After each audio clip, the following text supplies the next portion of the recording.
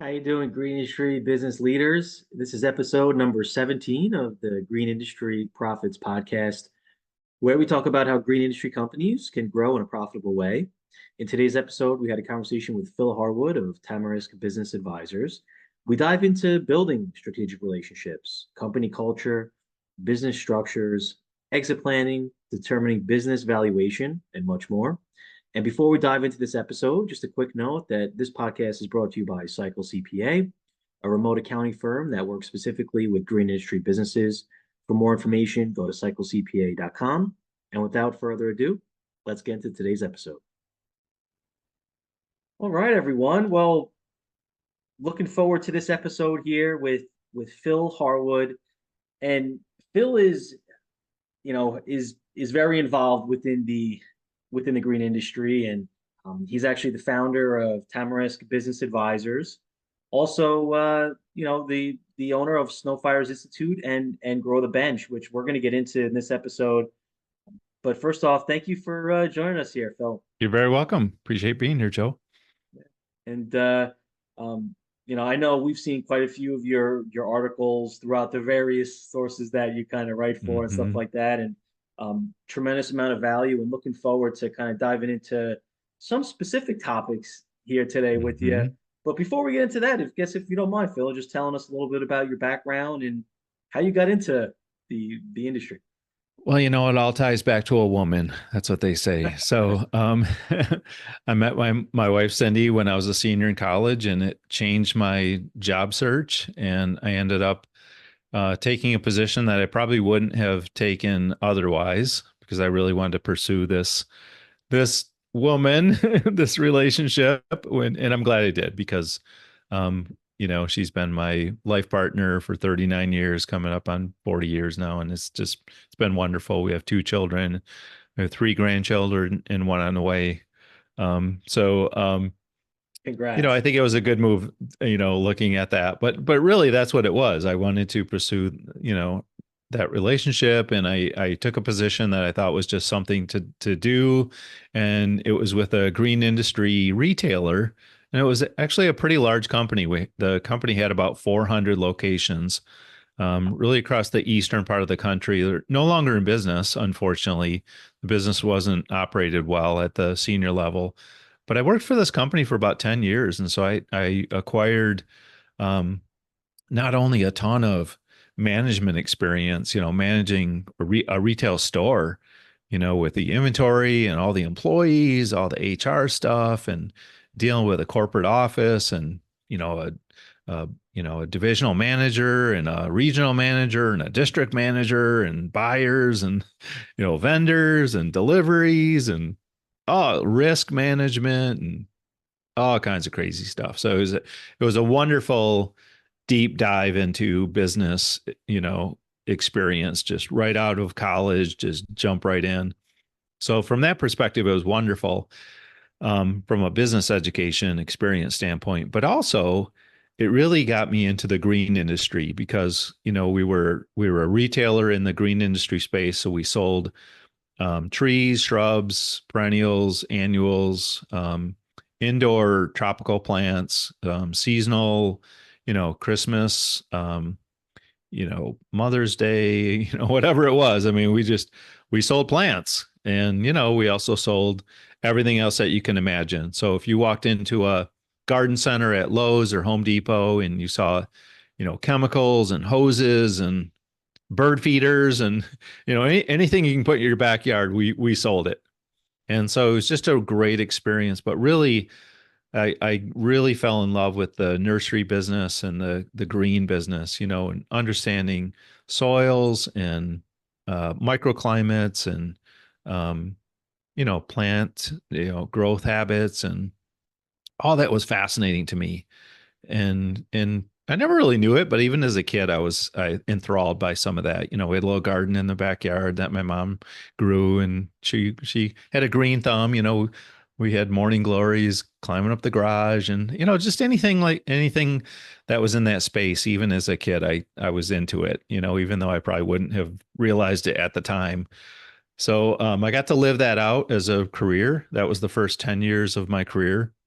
And then I spent the next 15 years of my career in the contracting service business, where I was in several different positions, including an ownership position, where I was providing landscape contracting services and snow removal services to large corporate campuses. Chrysler World Headquarters was one of our accounts, like huge malls, big shopping malls, office parks, Class A office buildings, billionaires' homes. I mean, I have some of the craziest stories from some of my billionaire clients that I took care of their estates for here in Michigan, in the Detroit market. My company was in my landscape contracting experience was in the Detroit market. And then in 2007, I made the decision to move into consulting. And of course, 2008 was a recession. So it was a great time to start a business. But it actually worked out really well because, I was really in the growth space, doing growth consulting, and, businesses needed to survive and grow. So I was busy right from the beginning, and it's just been wonderful, ever since. Every year has just been a growth year. And then, several years ago, I started Grow the Bench, and then brought on a business partner, Neil Glatt, to help me with Grow the Bench. And then we ended up acquiring Snow Fighters Institute from John Allen, who is the founder. And so, now I find myself as running a consulting firm, running a online educational platform and Grow the Bench, and a in-person training business with Snow Fighters. So kind of the three-headed monster, which I probably don't recommend for everyone. Yeah, it's a lot of stuff going on, and and even your background. That's quite the journey. Now, even starting with the retail aspect, do you have any recommendations or advice for some of the contractors, landscape contractors out there that, when they're looking to build relationships with the retailers and vendors in the industry, or maybe just things to kind of look out for, or as they're kind of doing their purchasing? Well, from my service contracting experience, we really never dealt with retailers per se, but obviously we dealt with wholesalers. We also had probably retail outlets, but we were always in the wholesale department. But I think those relationships are just so important. Yeah, One of the things that we did very successfully was nurture those relationships throughout the year, and even find times to get outside of our businesses. So, spend a couple hours with our executive teams together doing some strategic planning and brainstorming, getting to know each other, or going to a sporting event together, go to a baseball game or a hockey game, or playing golf, just hanging out, like get outside of the business, and just really recognizing that, hey, business is about relationships. And the more we understand each other's businesses, the better off we're going to be as partners. And then really, you know, respecting each other and knowing that, hey, there's going to be times when, you know, something's not going to work out in the relationship, and there's going to be, maybe a mistake that was made, or, you know, but, you know, sometimes things don't go the way you want. Right. And so, there's something that needs to get kind of cleaned up or addressed. If you have that baseline trust and you've spent time together as business owners and you have that relationship, yeah, you can cover a lot of that. In those small little bumps in the road just aren't really that major, because they're small relative to the relationship. So I think, really investing in those strategic key relationships. Like we did that with all of our vendors, our key vendors and subcontractors. And it took a ton of time out. Like it took planning and, you know, a whole afternoon or a whole day away from our business, but it was super important to have those relationships solidified. They were yeah. way more than transactional. Those relationships are really felt like family relationships in a way. And that's the way we wanted to run our business. Yeah, that's great stuff. And your transition from the retailer to over to more of the contracting side, um, do you feel that there were things that you did on, within your first role, in your 10 years at the retail that directly actually carried over into the contracting side? Oh yeah. All the HR employee relationship engagement, nuances, just how to deal with people, how to successfully lead teams, how to, hold people accountable, um, even understanding P&Ls and understanding, profitability and, just data and metrics and even understanding a larger corporate structure. I think a lot of people in our industry have never really had that experience where they haven't been in that corporate environment where, you know, a lot of times you're doing things that you don't really want to be doing. Like you're, you just have to kind of suck it up. And, Yeah. you know, I remember one of the regional managers just pounding on us one time, and in a meeting, and one of the managers said, "There's no way we can do any of this. It's way too much." And his response was, "Well, what do you do between 2 and 5 a.m.?" As if to say, "I don't Oh, care. I don't care. Like this is what's coming at you." And so, yeah. I think there's an advantage of having that perspective of, hey, you know what? I'm not working in that environment anymore. I'm working in an environment where, my voice is heard, where I can influence decisions, and I'm going to work harder than ever because I'm enjoying. I don't have those restrictions, and I don't have all this corporate crap that I have to deal with. I can really just focus my attention on the clients and Yeah. doing the right thing for our business. And that doesn't mean I get to work less. That probably means I'm working more because I can. Because there's opportunity that is meaningful, and I'm making a difference. Yeah. And so to me, it just like making that transition from the corporate world where you were just kind of dealing with a bunch of stuff all the time and moving into a space where, I can really do something that is meaningful every day was incredible. Yeah. No, that's great stuff. And do you feel that was part of the downfall of that first company that you were at in regard to maybe why they're not still Well, I mean, I think all corporate America has some of that, just the red tape, bureaucracy type stuff. But I know, I think that the real downfall was they failed at the senior level to acknowledge who their competition was. There were two parts to our business. We had this nursery landscape business, and because that's such a seasonal business, the other side of the house was um, home decor, crafts. So really, like if you put together a Michael's store and a lawn and garden department of a Lowe's store, and fused them together, that was what the business model was. So you had these two different, very different cultures and departments inside one building, and they fought with each other.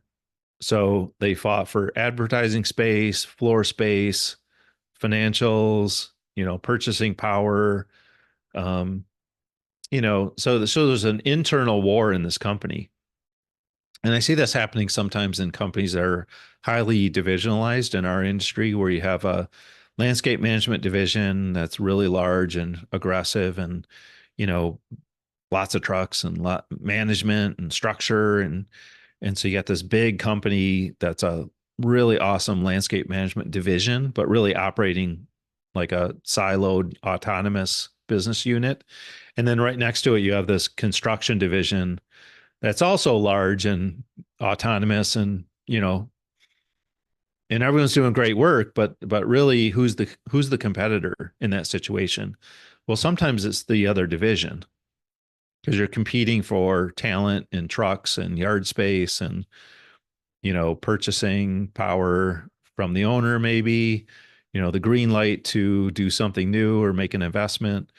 So when competition becomes fierce and you can't face the outside competitor because you're seeing your competitor as the other division, the company starts to implode yeah. because the two divisions go to war, because they think, well, only one of us is going to survive. So it can't be. So we have to survive. So we have to kill you off. Yeah. Okay. It's like Yeah.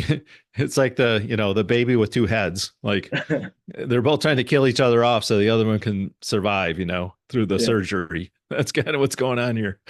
Yeah. No, I that's a great point. Sometimes, the the best lessons are learned from just looking at how not to do it, right? So, but and Phil, so when companies do have separate divisions like that, and it does seem like, maybe they're not working together, and maybe instead of that, it is more of, I think, almost too much of a competition where they're not really collaborating or supporting each other. Do you have any recommendations in how to help with situations like that, especially as like the leader of a company like that? Yeah, for sure. And I want to be clear. I think the divisional structure does work in our industry. So the other basic structures would be more of a functional structure, which can work. But I think there's more complications with that. And certainly, the matrix structures and hybrids get even more complicated. So I think a divisional structure actually makes sense for our industry. But I think the way to make it work, really work, where everyone's working together is to have unity at the senior level. So, it's really something I've been focused on in my consulting work, right from the beginning is building leadership teams that are effective, um, and creating good cultures that are driven by that leadership team. So strategic planning and envisioning and um, company culture, and we're all working together for the common goals. Like, to me, that eliminates the competition between divisions, because then the people leading those divisions are unified with their peers. So the peer isn't competition. The peer is part of the leadership team that's all working toward a common goal. Yeah. And what really the inspiration was for that in my consulting work was, before I started consulting, we spent several years working with Gino Wickman, who's the founder of EOS.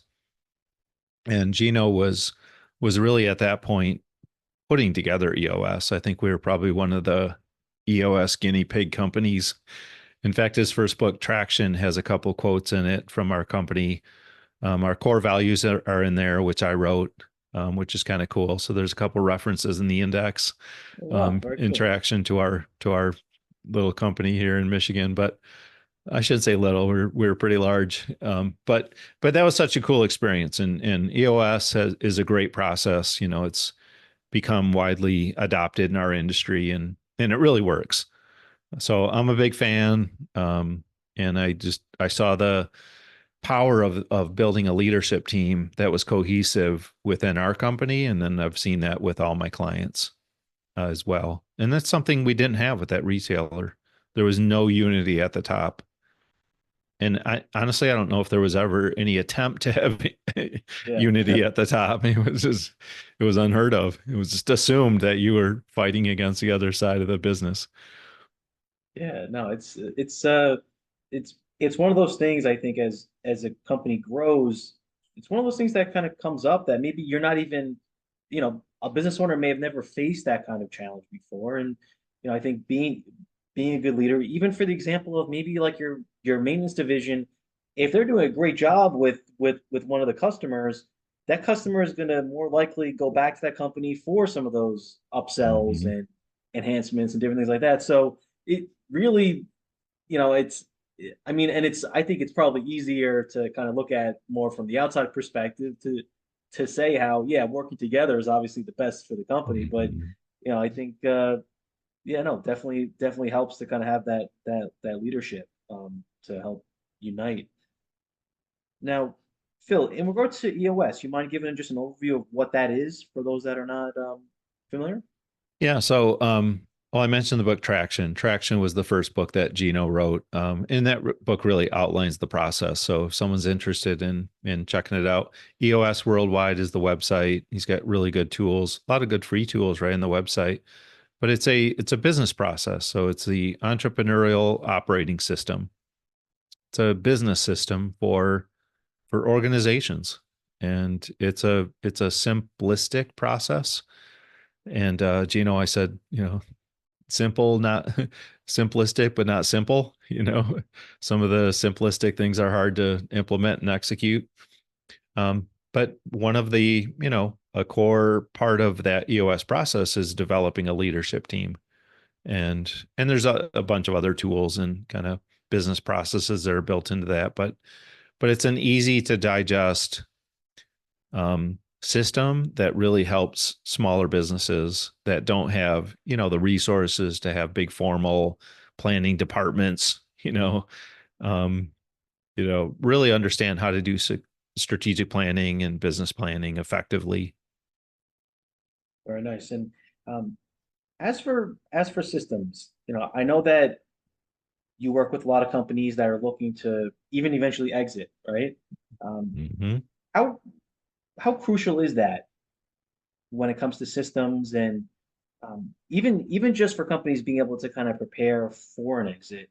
How important is that aspect for the Yeah, company? well, I mean, it's critical. And so you're right. Yeah, a lot of my consulting now has turned into succession planning for people who are looking to sell their businesses because they're baby boomers and they're tired and they want to travel and go see their grandkids, and or they want their children to take over. The kids are in their 30s or whatever and they're ready to take over and they want to make that transition and be there behind the scenes maybe to guide them, but maybe step away from the day-to-day stuff and do some other things.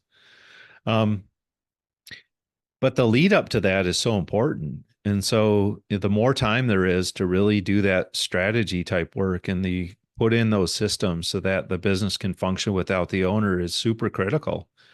In fact, that's a big part of the valuation piece is understanding, how survivable is this business without the owner there. So if the owner has to do everything, makes every decision, holds all the keys to the castle, sells every contract, is the account manager, the customers don't know anyone except the owner. Well, that business is not going to be worth much to the next owner. Yeah.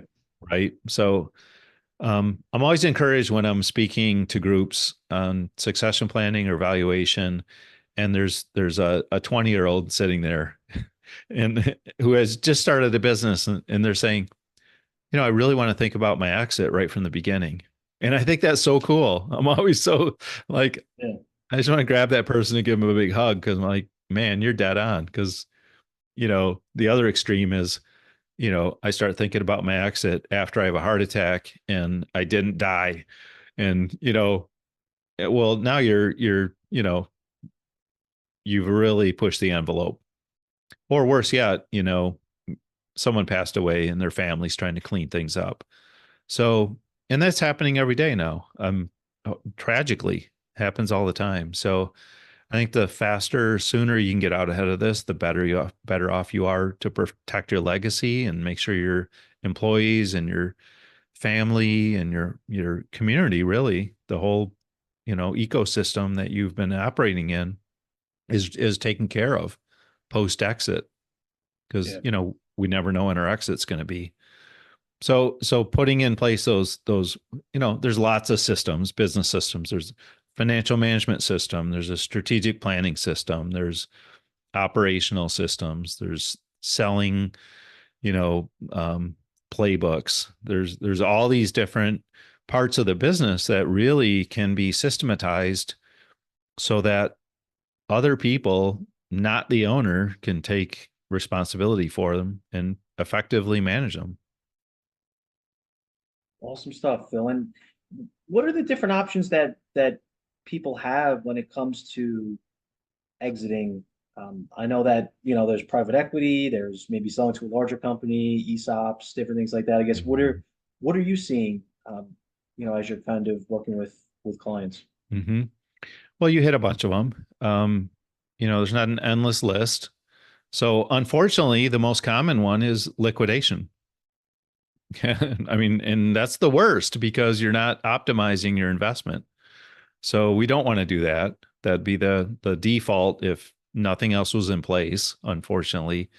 Um, what I would prefer is a very nice, smooth transition to an employee or a group of employees or to a child or group of children who are invested and interested in taking over the business. That's a very common, you know, and that can be a very slow transition that doesn't have to be all at one, transactional. Hey, we're doing this on this date and you're never going to see me again. Right. It's in the family. It's very usually there's a period of time and sometimes a long period of time. And that also, gives, you're more likely to be able to trust those relationships than if it's a third party. Not always, but usually. Um, I think a lot of owners don't want to stay involved. They're looking for a transaction where they can walk away. And if there is some um, expectation that they're going to stay on, either in a contractual situation or during some earnout period, I think that becomes really complicated, especially in an earnout. Earnouts can become very tricky. Um, I would say most earnouts, from what I understand, and I've even seen lots of them, um, really don't work out well. There's litigation involved because there's so many things that people don't consider before they agree to an earnout. And there's a list of probably 30 different negotiable items that should be negotiated individually for a successful earnout. But again, most people don't have the forethought to negotiate those, and so they end up blowing up later. And then there's a disagreement, and then all of a sudden there's a lot of money involved, and now we're litigating. So, I'm not a big fan of that.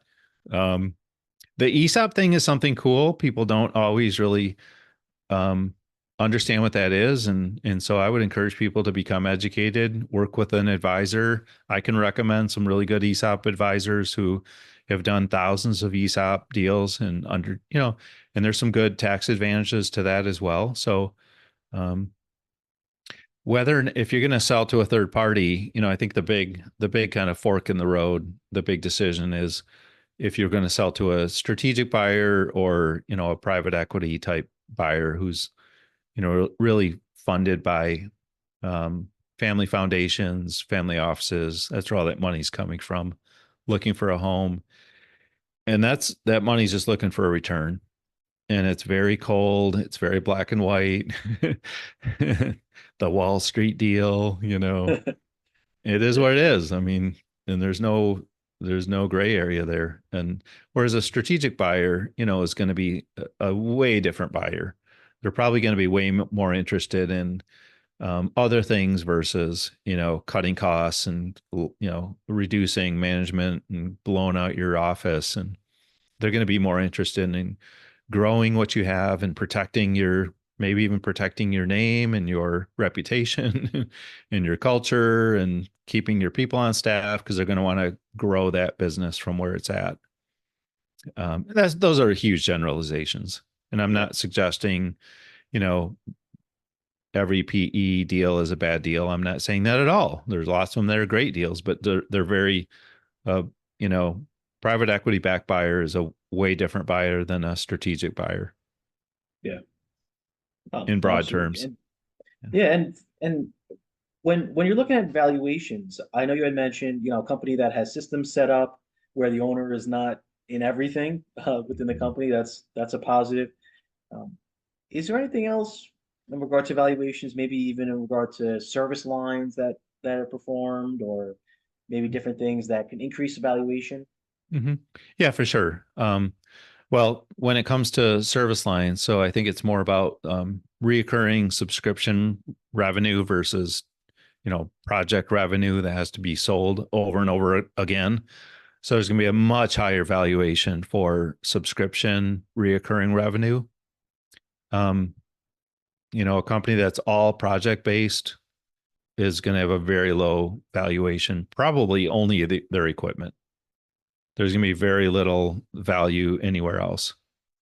Um, but I'll tell you, one of the things that really matters a lot is clean financial history, and that's a major implication. If a company can't produce accurate financials going back even just 3 or 4 or 5 years, and a buyer's going to just see that, wow, this is a mess, or there's been all this cleanup, or taxes have been refiled, over and over again, and penalties have been paid, and they're going to be scared of that.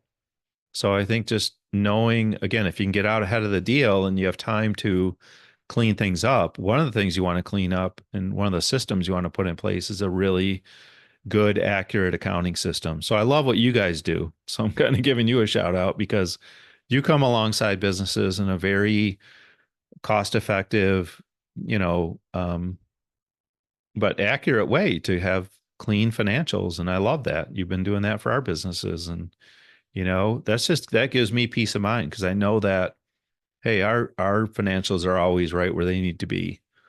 And not that we're looking to do anything with the business right now, but someday we will. And it'll be nice to know that we don't have to go clean up a mess.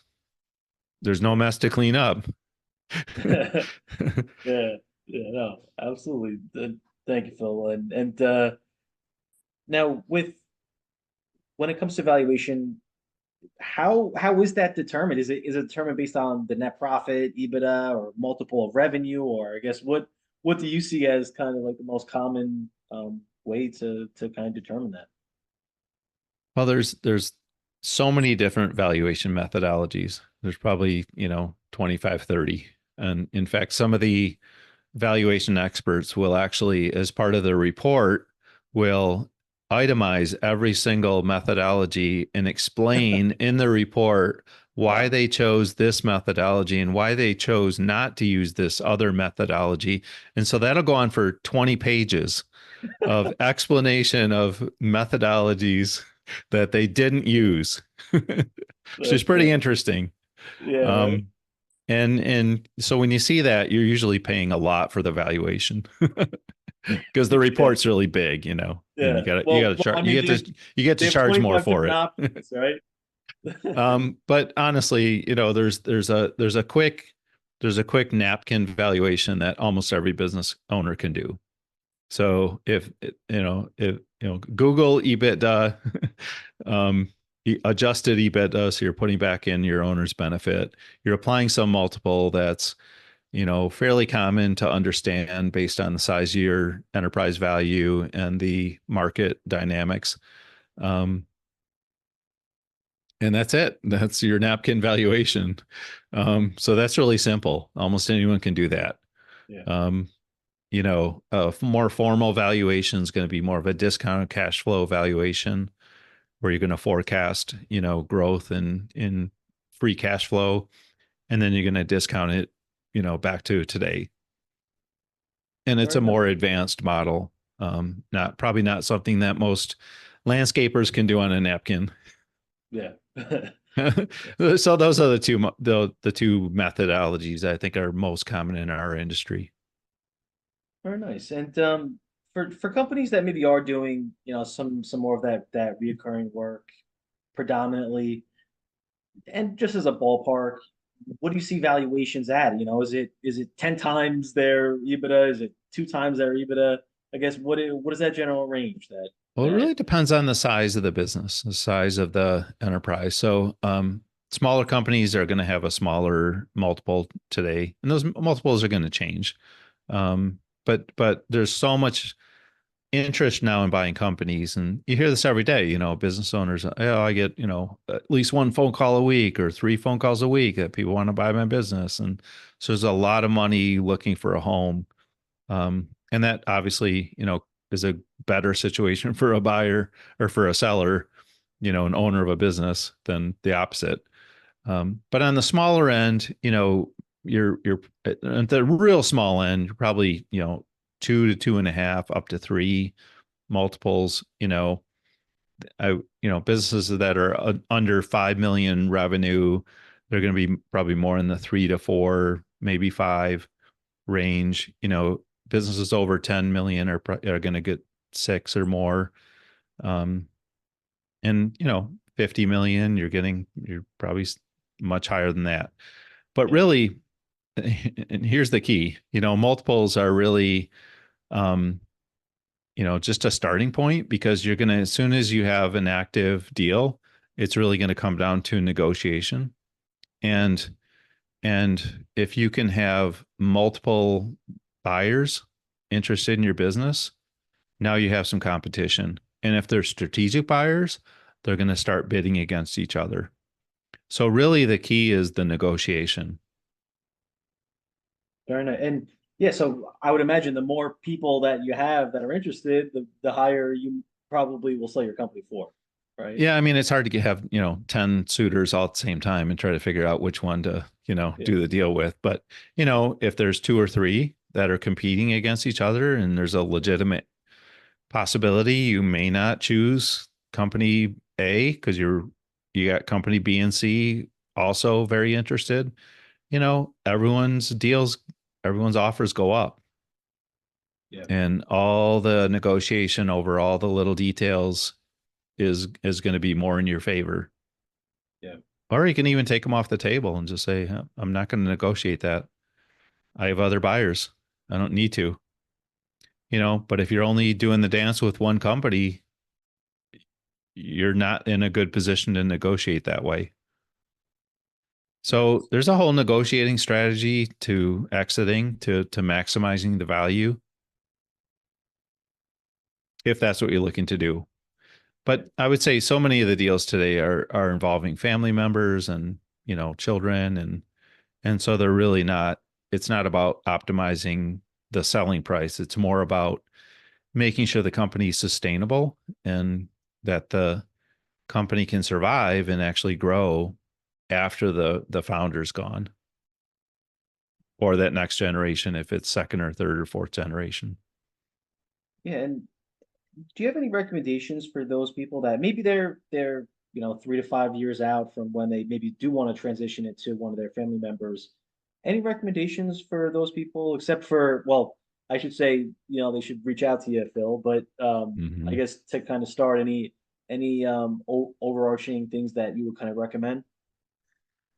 Well, I think a good starting place is to really understand the full landscape of what they have and what they're going to have to deal with. So it's more than just the business valuation and their sales process and their management process. It's the real estate and their personal estate plan and their insurance and their real estate holdings and what other children do they have, and how many ex-wives do they have, and how do they want their trust set up, and are they exposed to estate tax?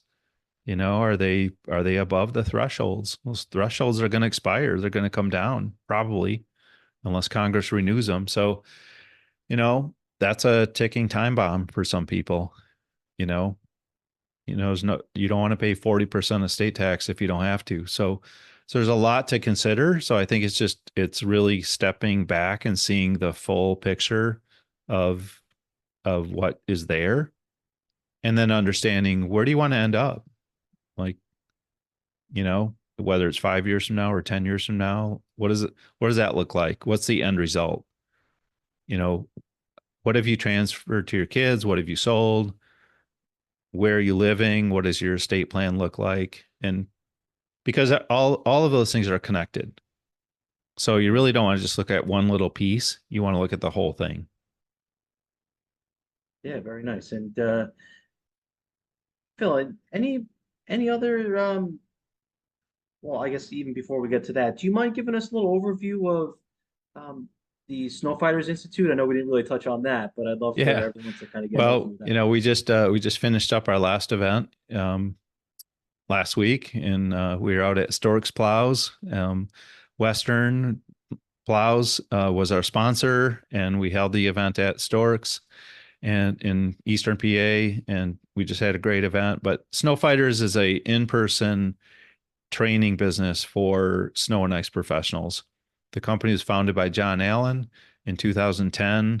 My business acquired it during the pandemic, and post pandemic, we've been able to really do some cool things with that business. So we've been holding 5 events a year. They're 2-day events, and we've been holding them on site at our sponsor locations. So we're incorporating factory tours and getting to know some of the product professionals and key people within the companies, whether it's Fisher or Western or Caterpillar or Hot Pink Deicer or whoever it is, right?